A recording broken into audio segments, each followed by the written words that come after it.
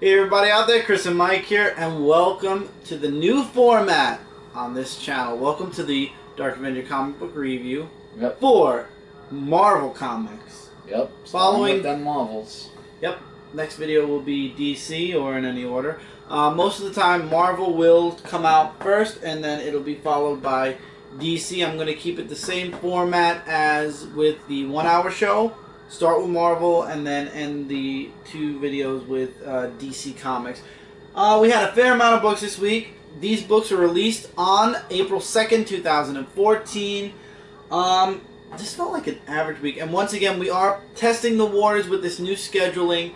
Guys, your comments are the most important thing right now. We're doing this to try to better the channel and to basically give you guys the best shows out of this channel, the best reviews that we can give you on this channel. So let us know in the comments below, as well as your thoughts on these books and anything else, recommendations, etc. We'll talk about that at the end of the video. So let's get into the books this week. Moon Knight issue number 2. With all the big books coming, after reading this book, I was left saying, why am I buying Moon Knight? That bad? The book was very silent. It was about a sniper who was left behind doing a mission, and he looked to get revenge on the 9 people that left him behind. He ended up killing 8 of the 9.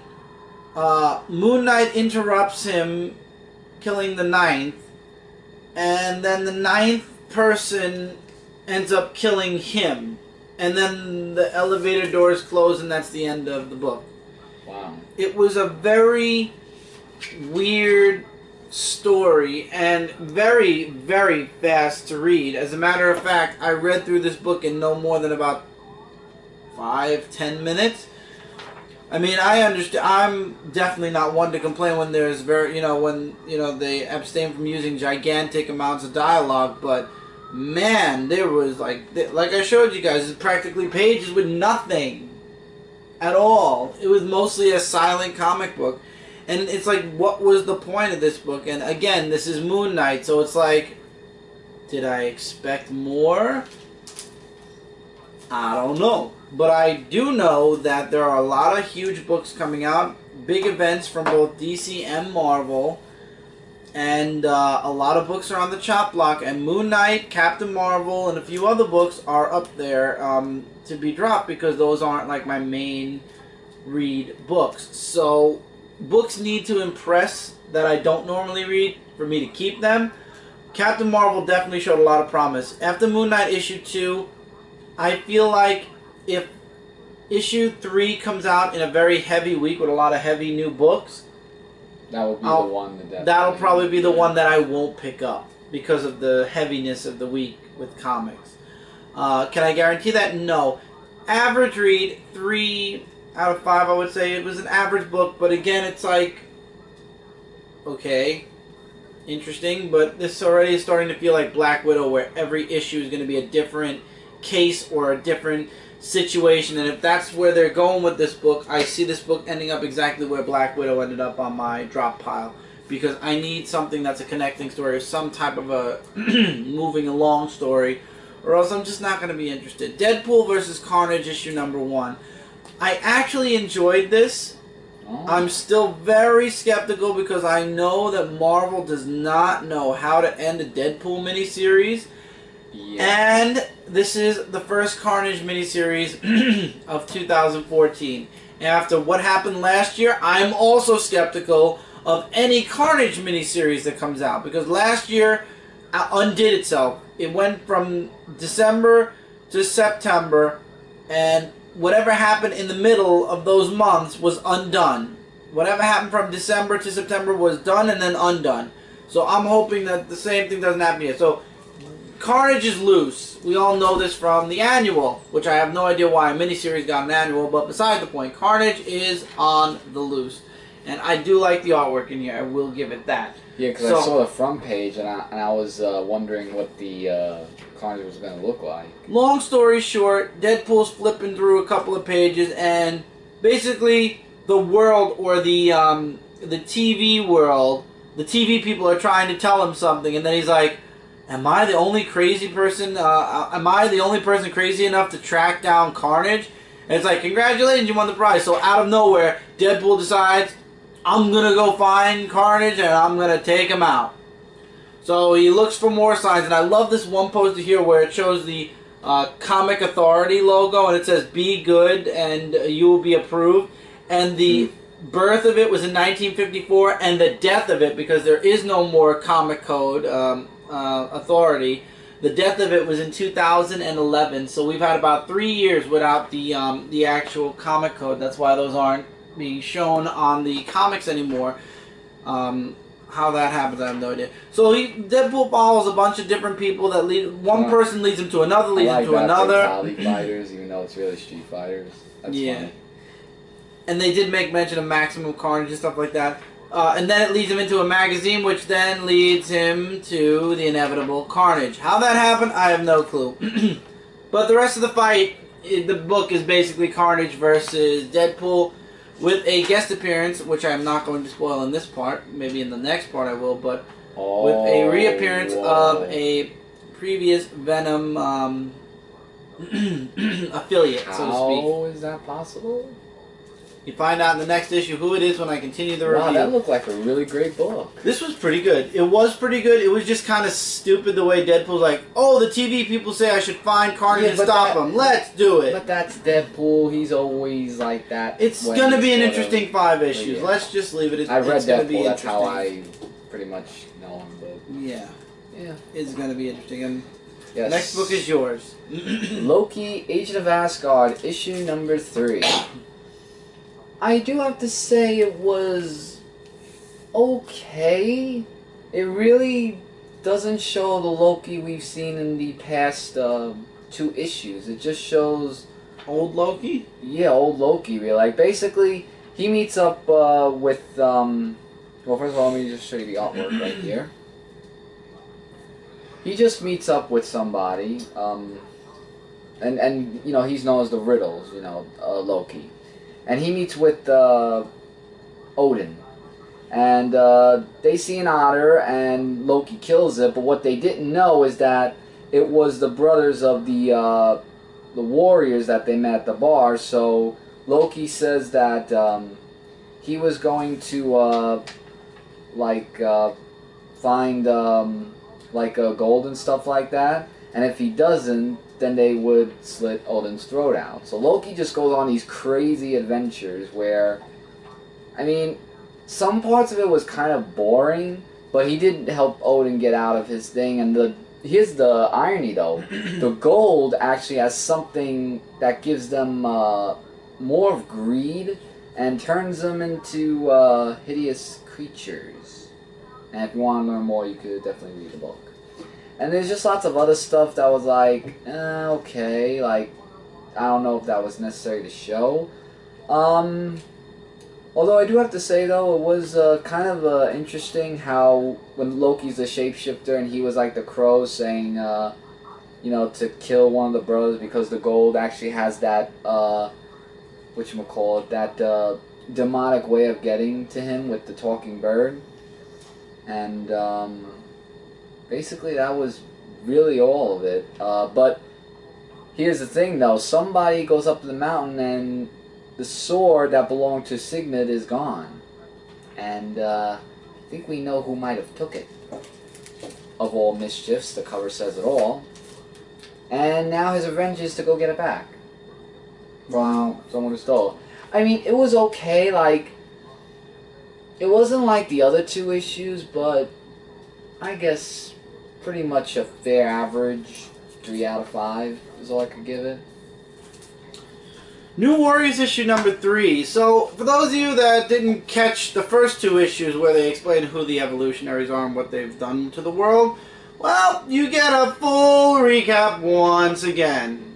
From page 1 to page 2, explaining about the Celestials, how they divided up the world into humans, Eternals, and Deviants, and then the humans kind of went into radiation, which they actually show Spiderman, they show mutants, they show Atlantis, they show the Inhumans, scientists, cloning, the hybrids between space and humans, because Peter Quill is half human and half space. Mm-hmm.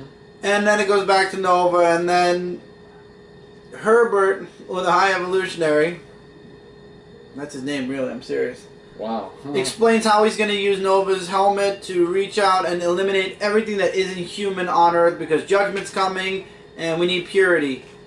His followers come back, and guess who they have? Hummingbird, Scarlet Spider, and her name is lost to my mind right now, Water Snake. Jump back to where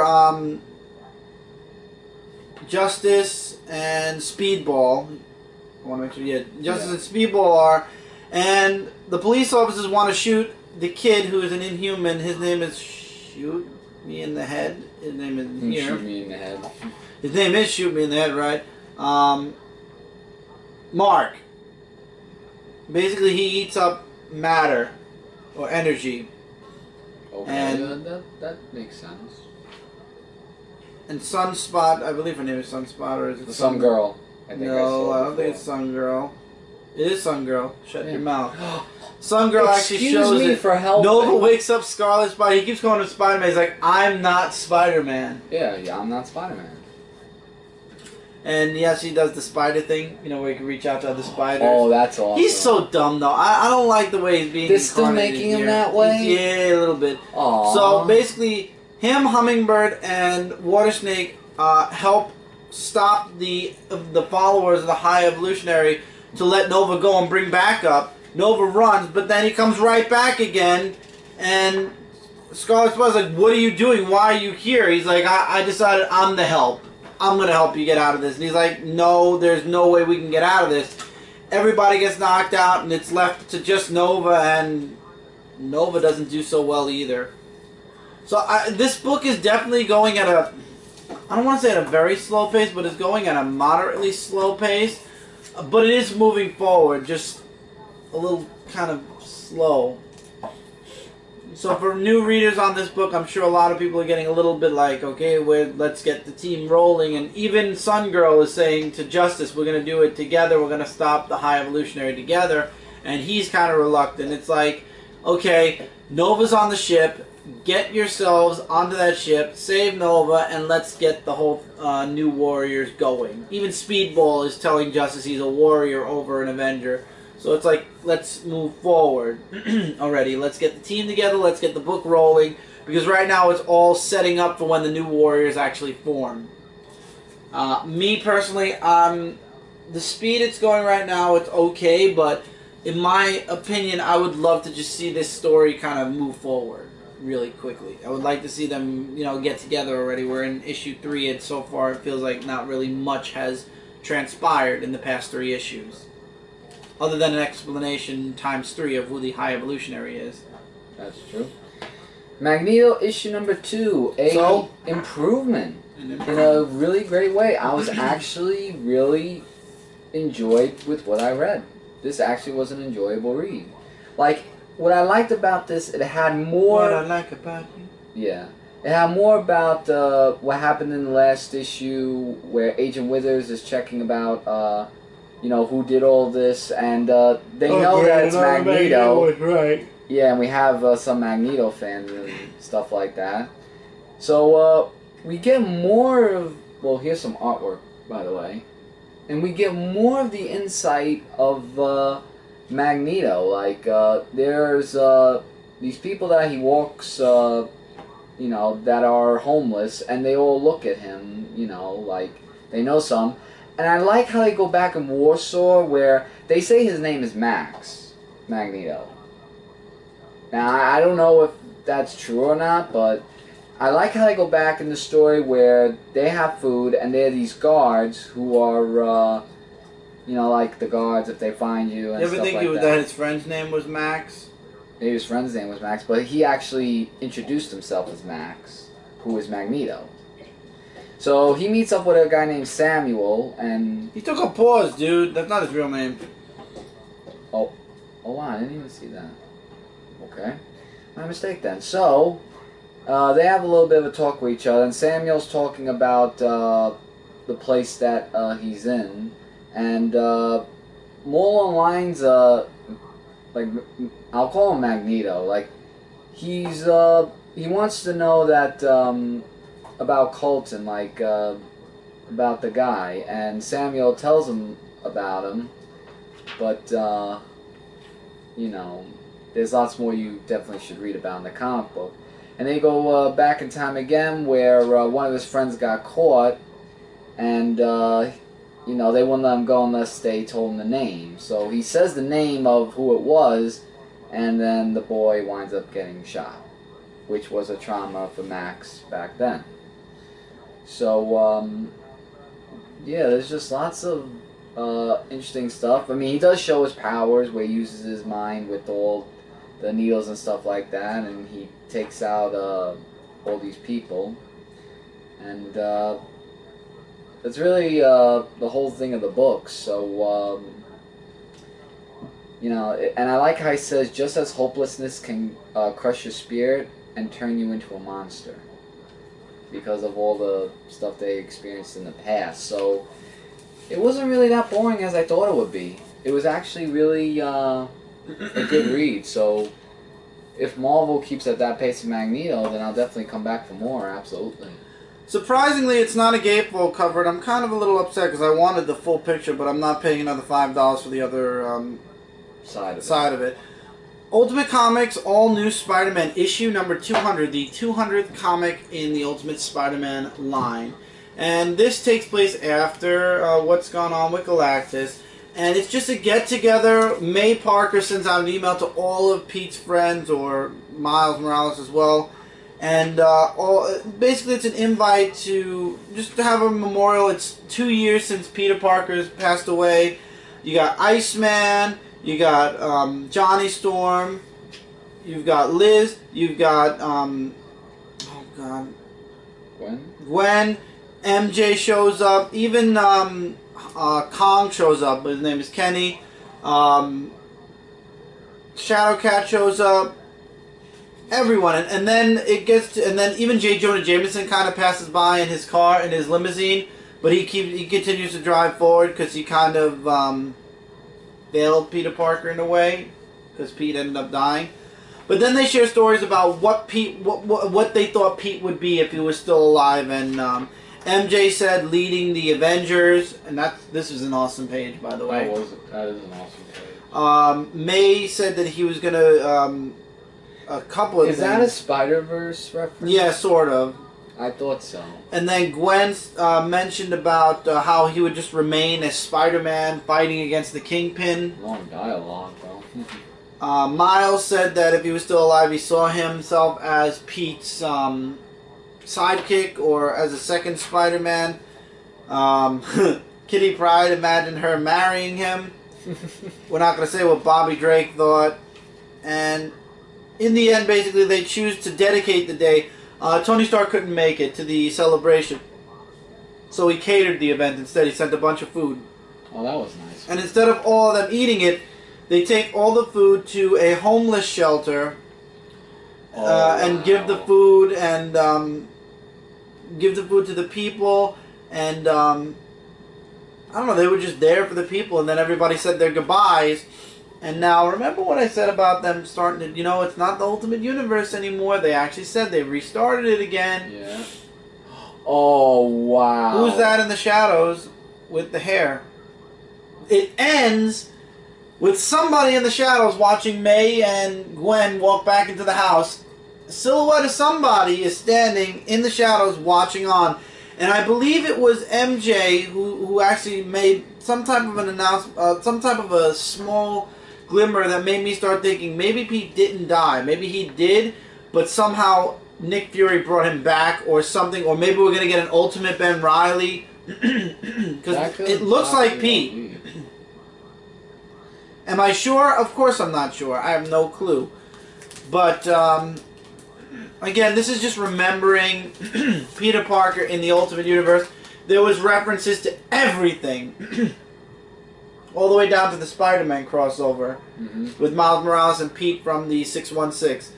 This was a spectacular issue. If you're a fan of the Ultimate Spider-Man line, this is a definite must-read. I still could kick myself for when I stopped reading because the Spider-Man changed hands to Miles Morales. I'm still going to try to go back and trade paperback all the stories I missed. But man, Ultimate Spider-Man, can't wait for the Miles Morales Ultimate Spider-Man to start up. What's yours? And this is my book of the week, The Punisher, issue number 4, where Electro now has Punisher captive, bringing him to the Del Sols, because the Howling Commandos were part of it. And I'll show you some artwork right here, which is really, I mean, the artwork's like really great. Like, I really have no problem with the artwork. So, yeah, he's just getting tortured with Electro, with all the electric shocks, and the guy doesn't want him dead because he wants to, like, something about selling him on eBay or something like that. So, you could read the book if you want to learn more about it. And, yeah, so I like how it goes back in time with Frank Castle's memories, and Electro just keeps bringing him back with his things, like his shocks and stuff. And Electro talks about Del Sol. I liked how Punisher actually got out of the whole situation on the chair, and he just grabs a gun and just shoots them all one by one. So Electro and forgot what his name was. They go to another hideout since the Punisher was let loose, and there was lots of other stuff. Meanwhile, when he meets with Tugs, he says that Electro wants to cause a blackout in the city, and if he does that, then they'll find Frank Castle and kill him. So he actually gets a little bit mad with the guy Electro was with, and I can't say his name because I know we're running out of time a little bit. But in the end of the book, though, we get... Oh, wow! Yeah, I'll just spoil this one. We see Domino in the end of this issue. So that's what I meant when I said, remember, Marvel Universe characters are going to make their appearances, so that's another one right there. Really loving how it's coming together, so definite book of the week from the all new Marvel now. The number one of the week for me, Inhuman, number 1. It's been delayed for about 2 months. Is it worth your pickup? Yes. So the Tyrannian mist is I'm not saying it right. The Terrigen, the Terrigen mist is going all throughout the world, and we get Norway. We get introduced to a character. The Terrigen mist comes. He ends up in a cocoon. We then go to New York City, where Medusa is informed that they found Eldrac. And we find out who Eldrac is later. Then we get introduced to this character called Lash, who actually takes one of the cocoons. And he looks, I agree with Brent, he looks a lot like Akuma.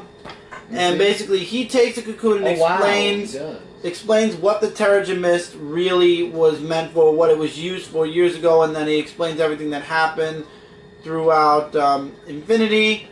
Medusa shows up, and she shows up at Eldrac, and she's like, take me where I'm needed, take me to the king. We then get sent to Illinois, where we get introduced to this other character, Dante, and his family, and guess what happens? Terrigen Mist again. It turns out we find out that Lash is just killing all the Inhumans that are made through the Terrigen Mist, because he believes that this is not through choice. This is basically just Black Bolt sending the Terrigen Mist everywhere, and he looks familiar. Picking, Lash. yeah, just picking anybody. Like, he looks like I saw him before. Dante comes out of the cocoon. Lash is there. He misunderstands something happened with the mother, and Dante kind of breaks into fire. So apparently he could engulf himself in fire and manipulate fire, and he goes after Lash. Medusa shows up. It becomes a three-way fight, a two-way fight really, and then Medusa saves Dante a little bit. And then she's like, "There's the time is coming when you'll need to pick a side, because there's a world at war." And then you get a nice page of the Terrigen Mist movement. So I'm guessing we're going to be introduced to a bunch of Inhumans throughout this series. All in all, I like Dante's character. I like where the story is going. I left out a lot, of dialogue because I think you guys should check it out. However, wait a minute, don't. If you're getting Amazing Spider-Man #1, because it was just announced that in Amazing Spider-Man #1, you don't have to waste $3.99 buying this book because it's going to be in Amazing Spider-Man issue #1, the full issue. I spent $3. I was on the fence with this book. Did you I was know not that? sure. Yeah, I found out about this after I bought it. I was not sure. I was going to hold off. And then I find out, I bought the book, and then 3 days later I found out, hey Chris, did you know that in Amazing Spider-Man #1, they're going to do exactly like what they did with Black Widow issue 1? They're going to take Inhuman and put issue #1 in the back of that Spider-Man book? Why are you making us waste our money then, Marvel? Why are you taking a book that people are paying $3.99 for, and everybody, you got to know, Marvel, that everybody's going to pick up Amazing Spider-Man #1, and you're making us waste our money buying the book when we get it for free from Amazing Spider-Man. I don't know why they're doing that either. That's a waste of my $4. It's like, why did I waste the $3.99, which I did get a discount, but still, beside the point, why did I waste my money buying this book if I'm just going to see it again in Amazing Spider-Man? I would have waited. I would have gotten issue 2. I guess so, but... I don't know. That's just my gripe. Marvel, don't start pulling this crap where you're going to take all your #1s and throw them in the backs of books. See, I didn't buy Iron Patriot. Do you see Iron Patriot in the back of any of the books? No. I didn't buy another book that was #1. Did you see that in the back of any of the books? No. Sure, the books I buy are the ones that end up in the back of the other books. Come on. Please.